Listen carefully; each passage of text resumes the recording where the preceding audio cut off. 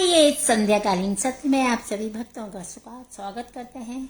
हम पढ़ रहे हैं भीष्म स्तुति चैप्टर 1 श्लोक नंबर स्कंद 1 अध्याय 9 श्लोक नंबर कौन सा था, किसको याद है? हाँ 17 में क्या पढ़ा था हमने?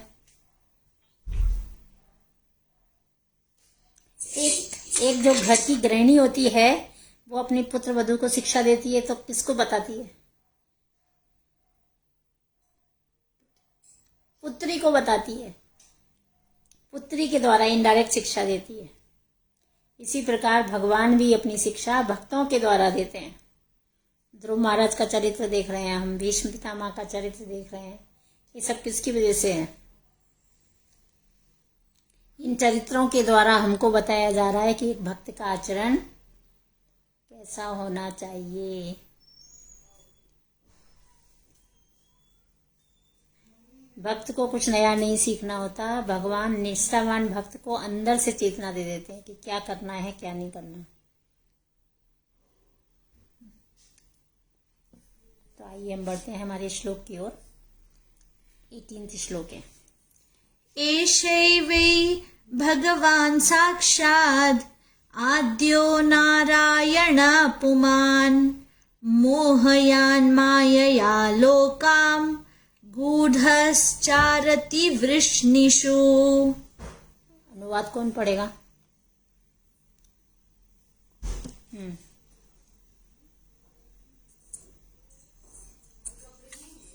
ये भगवान श्री कृष्ण अकल्पनीय आदि भगवान है। ये प्रथम नारायण अर्थात परम भोक्ता है। लेकिन ये राजा विष्णु के वंशजों में हमारी ही तरह विचरण कर रहे हैं और हमें स्वसृजित शक्ति के द्वारा मोहग्रस्त कर रहे हैं। अभी श्री कृष्ण अकल्पनीय है, इनको कल्पना से परे है, इनको कल्पना के द्वारा नहीं समझा जा सकता। ये प्रथम नारायण है, परम भोक्ता है। ये विष्णु के वंशजों में हमारी तरह विचरण कर रहे हैं और हमें अपनी सृजित शक्ति के द्वारा मोहग्रस्त कर रहे हैं। तात्पर्य पढ़िए।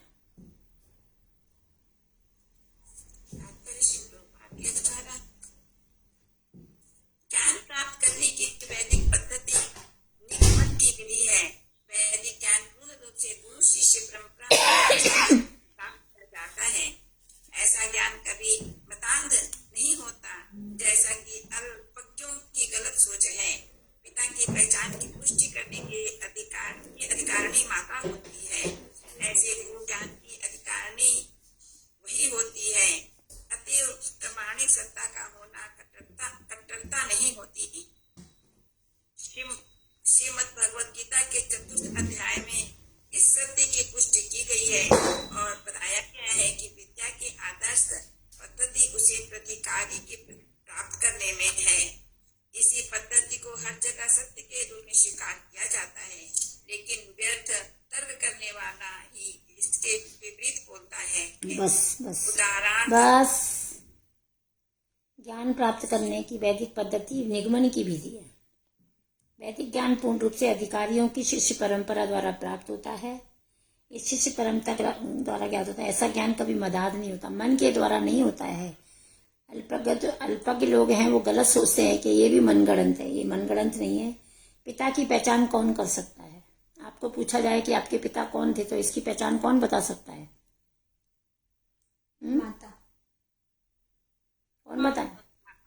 माँ बता सकता है। तो ऐसे गु ज्ञान की अधिकारिणी वही होती है। अतः प्रमाणिक सत्ता का होना रूढ़ि मूलक नहीं होता।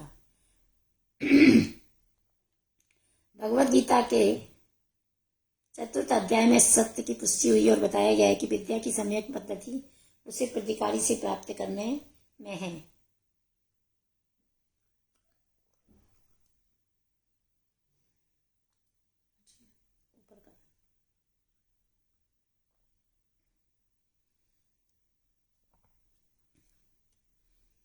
इस पद्धति को विश्वव्यापी सत्य के रूप में स्वीकार किया गया है, लेकिन व्यर्थ तर्क करने वाले ही इसके विपरीत बोलता है। एक पद्धति जो है वो क्या है? सर्वव्यापी है। लेकिन व्यक्त करने वाले कुछ भी बोलते हैं।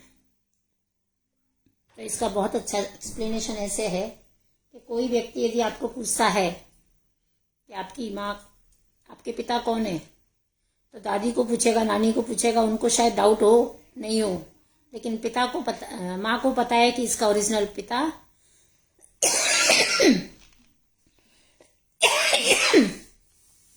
इसी तरीके से वेद क्या है, ये कहाँ से आए हैं, ये वेदों के ज्ञाता पिता को पता है। पिता कौन है हमारे, माता कौन है हमारी, श्री कृष्ण।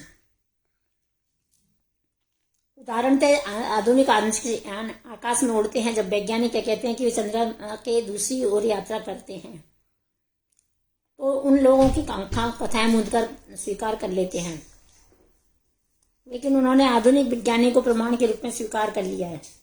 यदि कोई वैज्ञानिक बोलता है, जैसे कि एग्जाम्पल ले सकते हैं कि आजकल टेस्ट ट्यूब बेबी, पता है ना टेस्ट ट्यूब बेबी के बारे में, तो बोलते साइंटिस्ट को, रिसर्च करने वालों को, वैज्ञानिकों को अपन ने मान लिया कि हाँ ये टेस्ट ट्यूब बेबी होता है, ये सही है।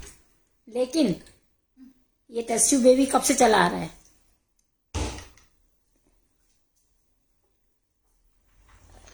दुर्योधन 100 पुत्र हुए, कैसे हुए? द्रोणाचार्य ने दोनों में रख के उनको पैदा कर दिया था।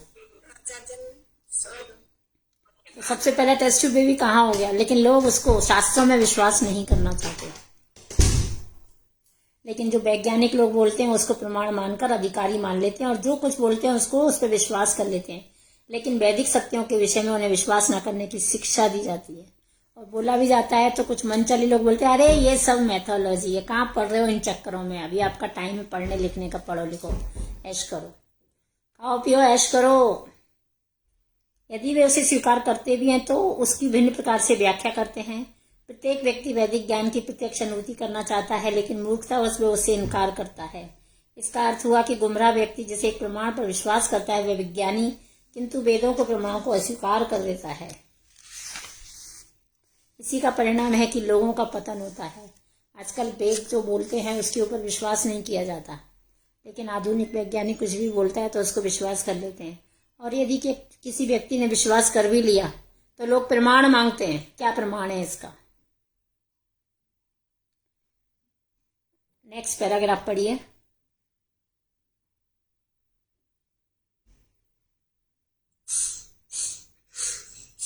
यहाँ पर एक प्रमाणिक व्यक्ति द्वारा भगवान श्री कृष्ण को आदि भगवान तथा प्रथम नारायण बताया गया है। आचार्य शंकर जैसे निर्वेशवादी ने भी श्रीमद् भगवत गीता के अपने भाष्य के प्रारंभ में कहा है कि भगवान श्री नारायण भौतिक सृष्टि से परे हैं। यह ब्रह्मांड एक भौतिक सृष्टि।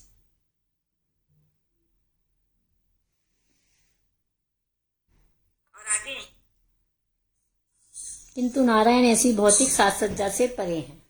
यहाँ पर एक अधिकारी व्यक्ति श्री कृष्ण को आदि भगवान तथा प्रथम नारायण बताता है। आचार्य जैसे शंकर निर्विशेषवादी ने भी भगवत गीता में अपने भाष्य में प्रारंभ में कहा था कि भगवान नारायण भौतिक सृष्टि से परे हैं। यह ब्रह्मांड एक भौतिक सृष्टि है। उस ब्रह्मांड को एक भौतिक सृष्टि बता दिया,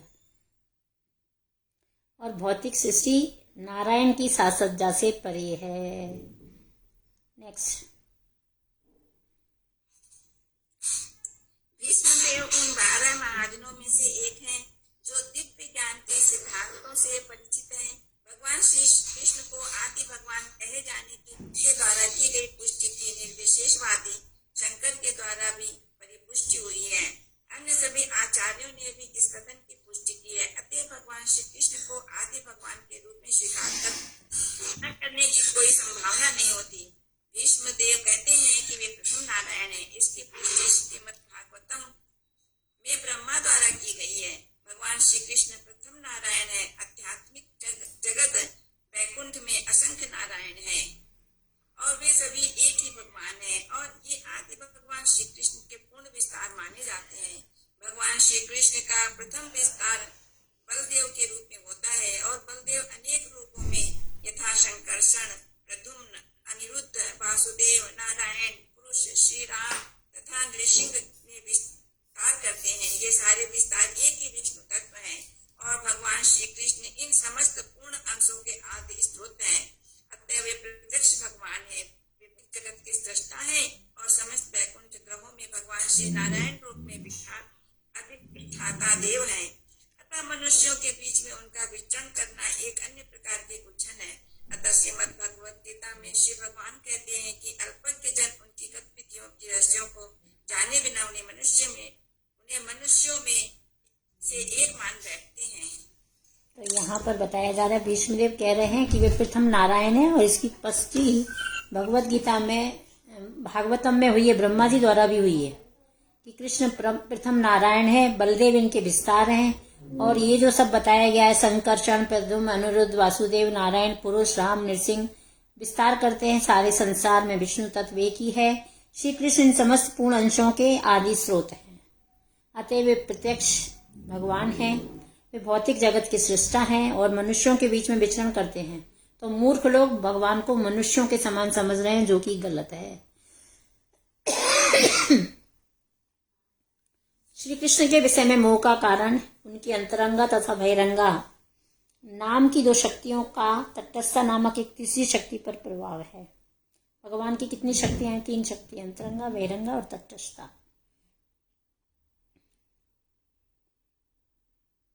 उनकी तटस्थ शक्ति का विस्तार से आते हुए कभी अंतरंगा शक्ति द्वारा मोहग्रस्त होते हैं, तो कभी बहिरंगा शक्ति द्वारा।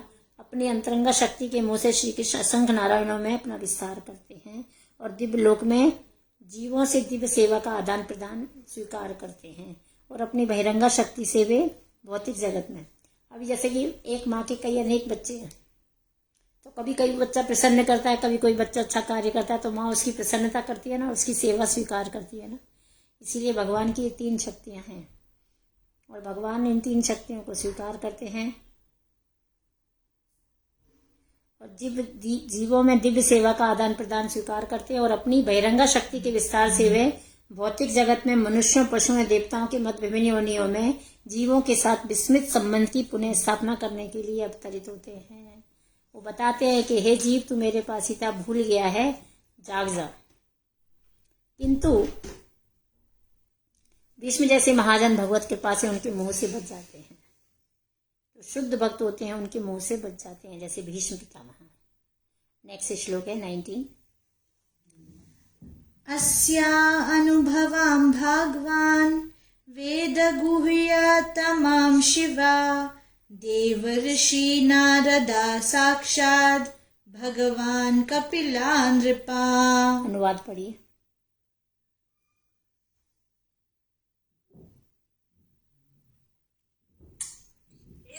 शिव देवर्षि श्री नारद मुनि तथा श्री भगवान के अवतार भगवान श्री कपिल, ये सभी प्रत्यक्ष संपर्क द्वारा श्री भगवान की महिमा के विषय में अत्यंत गोपनीय जानकारी रखते हैं। अब ये शिव जी हैं, देवऋषि हैं, नारद हैं, कपिल हैं, ये भगवान के प्रत्यक्ष संपर्क में रहते हैं, इसलिए इनको भगवान की महिमा के विषय में गोपनीय अध्ययन है, गोपनीय जानकारी रखते हैं। तात्पर्य श्री प्रभुपाद के द्वारा भगवान श्री भगवान के सारे शुद्ध भक्त भाव हैं, अर्थात ऐसे व्यक्ति हैं जो विभिन्न दिव्य प्रेम में सेवा द्वारा श्री भगवान की महिमा को जानते हैं। जिस प्रकार श्री भगवान के पूर्ण रूप के असंख्य विस्तार होते हैं, उसी प्रकार श्री भगवान के शुद्ध भक्त भी असंख्य हैं जो विभिन्न रसों में सेवा का आदान प्रदान करने में लगे रहते हैं। सामान्य रूप से श्री भगवान के 12 महान भक्त महाजन हैं, जिनके नाम है ब्रह्मा, नारद जी, शिव, कुमारगण, भगवान श्री कपिल, मनु, प्रहलाद, भीष्मदेव, जनक, शील सुखदेव, गोस्वामी, बलि महाराज तथा यमराज। यद्यपि भीष्मदेव इनमें से एक हैं, लेकिन उन्होंने केवल 3 मुख्य नामों का उल्लेख किया है जो श्री भगवान की महिमा के अवगत है।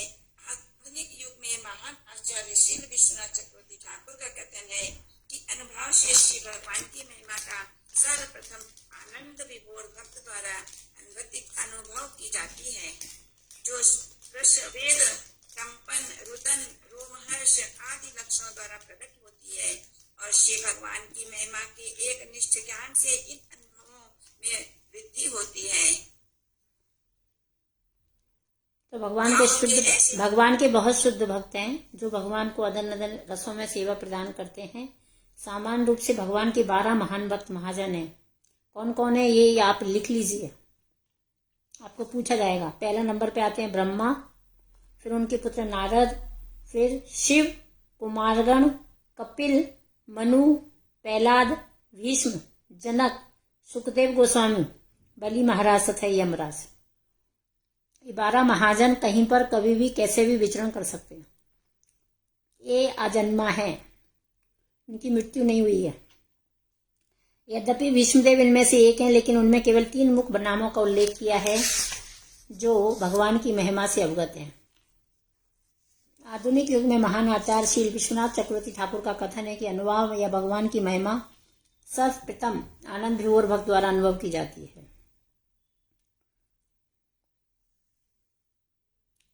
जो शुद्ध भक्त होता है वो सबसे पहले अनुभव करता है, उसके शरीर में रुदन होता है, कंपन होता है, शारीरिक बाल खड़े हो जाते हैं।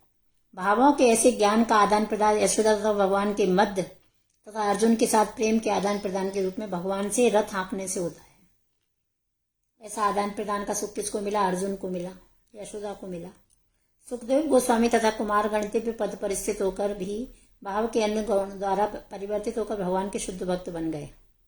सुखदेव गोस्वामी और कुमारगण भी दिव्य पद पर स्थित हो गए क्योंकि वो भक्ति करने में माहिर थे। जब भगवान भक्तों पर विपत्ति ढाते हैं, भगवान कहते हैं मैं मेरे भक्त को संकट में डालता हूं और इस प्रकार मेरे साथ दिव्य भाव के आदान प्रदान से भक्त अधिक शुद्ध होता है। अब देखो, अभी तक तो हम आपको बोलते थे कि भगवान संकट में इसलिए डालते हैं क्योंकि भगवान हमें चाहते हैं। यहाँ तो भगवान स्वयं बोल रहे हैं कि मैं भक्त को संकट में अधिक डालता हूं ताकि क्या हो, उनसे मैं भक्त के साथ मेरा अधिक शुद्ध भाव हो। भक्त को भौतिक विपत्तियों में डालकर उसे माया में भौतिक बंधनों से उद्धार करने की आवश्यकता होती है, भौतिक साधनों पर निर्भर करता है। अतएव जब भगवान इन भौतिक साधनों को छीन लेते हैं तब भगवान के प्रेम भाव को 100% आकृष्ट होता है। और जब भौतिक चीजों को भगवान छीन लेते हैं तो जो भक्त होता है वो पूर्णतः समर्पित हो जाता है। इस प्रकार भगवान पतित आत्माओं को संसार की कीचड़ से बाहर निकालते हैं। तो भगवान जब हमको विपत्ति में डाल रहे हैं तो समझ जाओ वो हमारे ऊपर क्या कर रहे हैं? कृपा कर रहे हैं। भगवान द्वारा भक्तों को प्रदत्त विपत्तियां पाप कर्मों से उत्पन्न विपत्तियों से भिन्न होती हैं। भगवान की सारी महिमाएं ब्रह्मा, शिव, नारद, कपिल, कुमार तथा भीष्म जैसे महाजनों को ज्ञात रहती हैं। ये जो 5 महिमाएं हैं, 5 महान आत्माएं, इनको सब पता है। किसको? ब्रह्मा को, शिव को, नारद को, कपिल को और कुमार को। जैसा कि ऊपर उल्लेख हो चुका है, मनुष्य उनकी कृपा से ही उन्हें ग्रहण करने में समर्थ रहते हैं। नेक्स्ट श्लोक 20।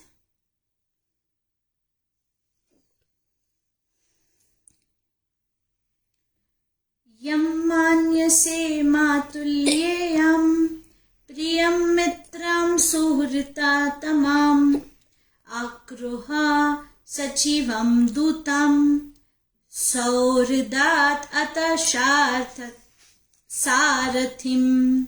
अनुवाद।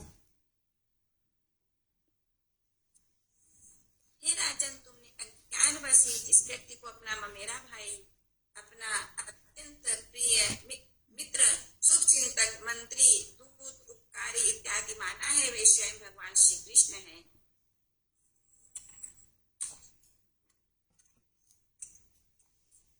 तो यहाँ पर बता रहे हैं कि हे राजन, तुमने जिसे अज्ञानवश अपना ममेरा भाई मान लिया, मित्र मान लिया, शुभचिंतक मान लिया, मंत्री मान लिया,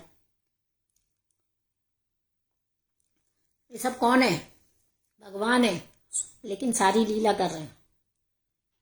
तात्पर्य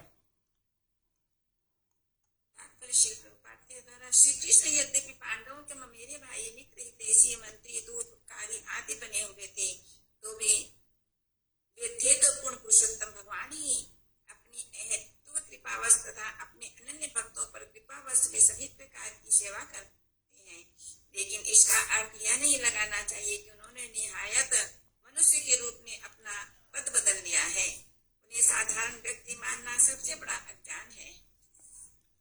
श्री कृष्ण यद्यपि पांडवों के ममेरे भाई हैं, मित्र हैं, हितैषी हैं, मंत्री हैं, दूत हैं, उपकारी आदि बने हुए हैं, तो भी वो पूर्ण पुरुषोत्तम भगवान ही है। ऐसा नहीं कि वो मित्र बन गए या सखा बन गए तो उनका रूप बदल गया। वो है तो भगवान ही। वो भगवान क्या करते हैं? हेतु की कृपा करते हैं। वो अपने भक्तों के ऊपर कृपा जताने के लिए सभी प्रकार की सेवा करते हैं। लेकिन इसका अर्थ है नहीं समझना चाहिए कि उन्होंने अपना पद बदल दिया। उन्हें सामान्य मनुष्य सोचना भी मूर्खता है। नेक्स्ट श्लोका 21। सर्वात्मना समादृशा हि अद्व्यायसा अनाहकृते तत्कृतं माति वैश्यं यं निरावद्यस्य न क्वचित्। अनुवाद पढ़िए। पूर्ण पुरुषोत्तम भगवान होने के कारण वह प्रत्येक के हृदय में विद्यमान है। वे सब पर समान रूप से दयालु हैं और पक्षपात के मिथ्या अहंकार से सर्वथा मुक्त हैं। अतएव वे जो कुछ करते हैं वह भौतिक उन्माद से मुक्त होता है। वे समदर्शी हैं। भगवान समदर्शी हैं, वो किसी के ऊपर भेदभाव नहीं रहते, सबके हृदय में विराजमान है। वो दयालु हैं, किसी के साथ भेद नहीं करते और अहंकार से सर्वदा मुक्त हैं। तात्पर्य पढ़िए। चूंकि वे परम पुण्य अतएव उनसे कुछ भी भिन्न नहीं है। वे कैवल्य हैं, उनके अतिरिक्त और कुछ नहीं है। प्रत्येक वस्तु तथा हर व्यक्ति उनकी शक्ति की अभिव्यक्ति है और इस प्रकार अपनी शक्ति द्वारा वे सर्वत्र उपस्थित हैं, क्योंकि वे हैं। उनकी पहचान सूर्य के किरणों के प्रत्येक इंच से है तथा किरणों के प्रत्येक सूक्ष्म कण से की जाती है। इसी प्रकार श्री भगवान अपनी विभिन्न शक्तियों के द्वारा सर्वत्र फैले हुए हैं। वे परमात्मा हैं, परम निर्देशक के रूप में सब में उपस्थित हैं। इसलिए वे पहले ही समस्त जीवों के सारथी तथा उपदेशक हैं। यदि जब वे अर्जुन के सारथी के रूप में स्वयं प्रकट होते हैं तो उनकी दिव्य स्थिति में कोई बदलाव नहीं होता। यह तो भक्ति में सेवा की शक्ति है जो उन्हें सारथी या दूत के रूप में प्रदर्शित करती है। चूंकि जीव की भौतिक अवधारणा से उनका कोई सरोकार नहीं रहता, क्योंकि वे परम आध्यात्मिक सत्ता है। अतः उनके लिए कोई कर्म न तो उत्कृष्ट है और न निष्कृष्ट है। पूर्ण पुरुषोत्तम भगवान होने के कारण उन्हें मिथ्या अहंकार नहीं होता। अतः वे अपने आप को किसी वस्तु से भिन्न नहीं मानते। उनमें अहंकार का भाव संतुलित रहता है। अतः वे अपने शुद्ध भक्त के सारथी बनकर अपने आप को निष्कृष्ट नहीं मानते। यह तो शुद्ध भक्त की महिमा भी है कि वह अपने प्रिय श्री भगवान से भी सेवा करा लेता है। प्रत्येक वस्तु तथा हर कोई उन्हें व्यक्ति की शक्ति की अभिव्यक्ति है। भगवान की शक्ति ही अभिव्यक्त करती है कि भगवान है। इस प्रकार वो अपनी शक्ति के द्वारा ही सर्वत्र उपस्थित हैं। सूर्य की पहचान कैसे होती है? सूर्य हमारे पास नहीं आता, लेकिन उसकी किरणों के द्वारा पहचाना जाता है कि सूर्य है। उसी तरह भगवान अपनी विभिन्न शक्तियों के द्वारा सर्वत्र फैले हुए हैं, परमात्मा हैं और परम निर्देशक के रूप में सबों में स्थित हैं। अतएव समस्त जीवों के सारथी मंत्री हैं। अतएव जब अर्जुन के शास्त्री के रूप में स्वयं प्रकट होते हैं तो उनका उच्चतम स्थिति में कोई अंतर नहीं पड़ता।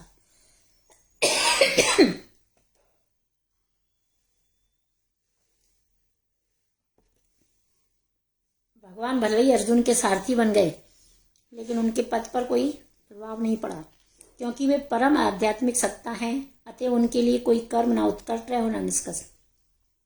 वो कोई भी कार्य करें। उन्होंने शुकर को भी मारा। आप शुकर को टच करोगे तो नहाना पड़ेगा। उन्होंने शुकर को मारा, तो उनके लिए कोई बुरा और अच्छा कार्य है ही नहीं। उनके लिए सब जीवात्मा एक हैं। पूर्ण पुरुषोत्तम भगवान होने के कारण उन्हें मिथ्या अहंकार नहीं होता। अतएव वे अपने को किसी वस्तु से भिन्न नहीं मानते। पूर्ण पुरुषोत्तम है भगवान, इसीलिए उनको अहंकार नहीं है। अतएव वे अपने को किसी वस्तु से भिन्न नहीं मानते। उनमें अहंकार का भाव संतुलित रहता है। अतएव वे अपने शुद्ध भक्त के सारथी बनकर अपने को निकृष्ट नहीं मान रहे। मैं तेरा मालिक, तू मेरा नौकर, तू बैग उठाएगा मेरा या मैं उठाऊंगा। यहाँ भगवान ने रथ हाँक लिया अर्जुन का। है तो शुद्ध भक्त की महिमा ही है कि वह अपने प्रिय भगवान को से सेवा करा लेता है। ये तो शुद्ध भक्त की महिमा है कि वो भगवान से भी सेवा करा लेता है।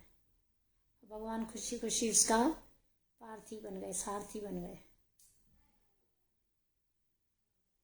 श्रीमद् भागवतम महापुराण की जय। श्री विष्णु सती की जय।